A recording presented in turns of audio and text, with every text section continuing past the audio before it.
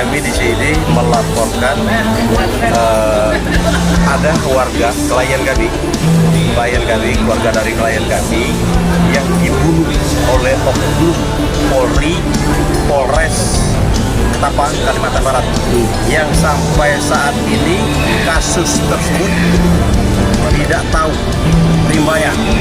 Makanya masa jauh-jauh dari Kalimantan Barat, mereka ini lebih percaya kepada kepala daerah lain.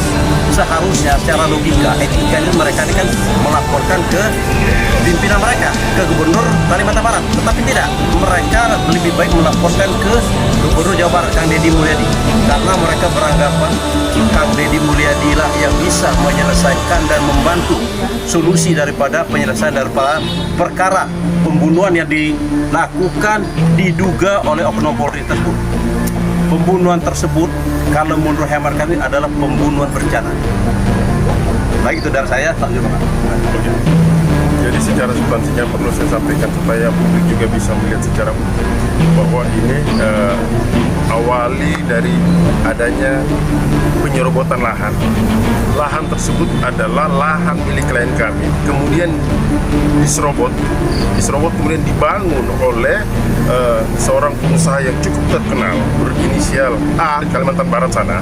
Kemudian karena merasa bahwa ini adalah lahan dari milik klien kami, maka klien kami ingin bertemu siapa sih yang berani mencoba untuk menyerobot lahan tersebut.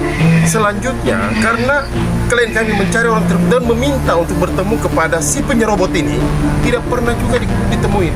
Akhirnya klien kami menemui satu momennya tersebut ada eskavator mini milik yang diduga menyerobot lahan milik klien kami. Setelah eskavator tersebut diambillah oleh klien kami, diparkir di depan rumah beliau almarhum ini ya kan, diparkir. Selanjutnya lagi tujuannya adalah untuk supaya si pemilik eskavator datang untuk bertemu, untuk diselesaikan secara baik-baik apakah akan dibayar lahannya atau diselesaikan bagaimana. Tapi ironisnya ternyata yang datang adalah 8 orang warga sipil yang berbadan-badan besar, kemudian lagi dengan 2 orang oknum polisi.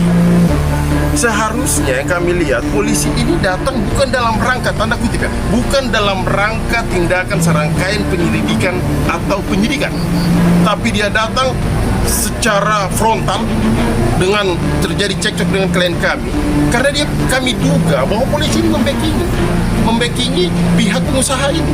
Dia datang kemudian dia ambil laras panjang, kemudian dia menembaki klien kami. Setelah klien kami sudah dua peluru, butir peluru bersarang ke badannya, klien kami lagi diangkat, kemudian dijedotkan ke tanah untuk memastikan bahwa klien kami mati. Ironisnya adalah ketika keluarganya melakukan proses hukum, sampai saat ini proses hukumnya tidak berjalan dengan maksimal. Lebih parahnya lagi, ketika polisi membuat laporan ini dibuat adalah laporan model A. Laporan model A ya. Selanjutnya mereka mengatakan bahwa pasalnya ini overmat. Polisi boleh, ya kan, ini dalam rangka membela diri. Padahal kedatangan polisi saja di situ tidak dengan menggunakan surat, tapi ini data sekonyong-konyong untuk membackingi si para pengusaha ini. Bagaimana bisa seperti penegak hukum seperti ini? Kemudian bagaimana bisa oknum-oknum demikian diberikan kebebasan? Makanya kami akan berupaya untuk mengusut tuntas perkara ini sampai seterang-terangnya, dan yang harus bertanggung jawab ya harus mempertanggungjawabkan perbuatan itu. Kira-kira dari teman-teman harapan, jadi kita simpel saja. Kematian klien kami yang jelas ada unsur berencana. Karena ketika ini berbicara formal tidak masuk formal.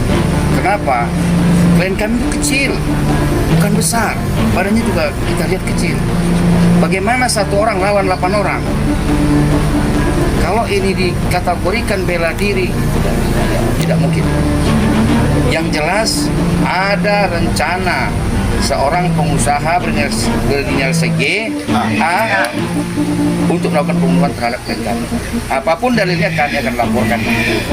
apapun dalilnya akan kami angkat perkara ini karena agar kami mendapat kepastian hukum yang jelas klien kami. Ini anaknya masih kecil-kecil. Kenapa? Seperti yang diceritakan oleh teman saya tadi, seorang anggota polisi dengan tidak ada bicara lidik ataupun sidik, ada laporan yang jelas preman. Ini kedatangan polisi ke kediaman klien kami preman. Oknum polisi tersebut kami minta kepada Wakapolri harus ditindak, baik itu Kapolresnya, Wakapolresnya, pelakunya, Bahkan Kapoldanya. kita minta dicopot. Ini kasihan sampai ke Jakarta.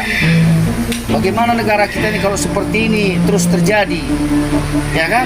Kalau kita bawa senjata pisau aja kita ditangkap, mereka main laras panjang membunuh kayak gini. Nah, penembakan itu unsur sengaja. Kenapa kita bilang unsur sengaja? Berkali-kali melakukan penembakan terhadap mayat yang sudah jatuh. Kita jelas penasihat hukum tidak terima dengan kejadian ini. Kita akan tindak, Ibu, ya. Iya, terima kasih. Satu yang dapat saya tambahkan bahwa ini kondisi yang tidak berimbang. Ya, berimbang itu apa? Satu pengusaha yang besar, satu adalah pemilik lahan yang hanya tidak kurang lebih 1 hektar. Dan itu sudah dibangun oleh si pengusaha itu, ya ibarat inisial A tadi.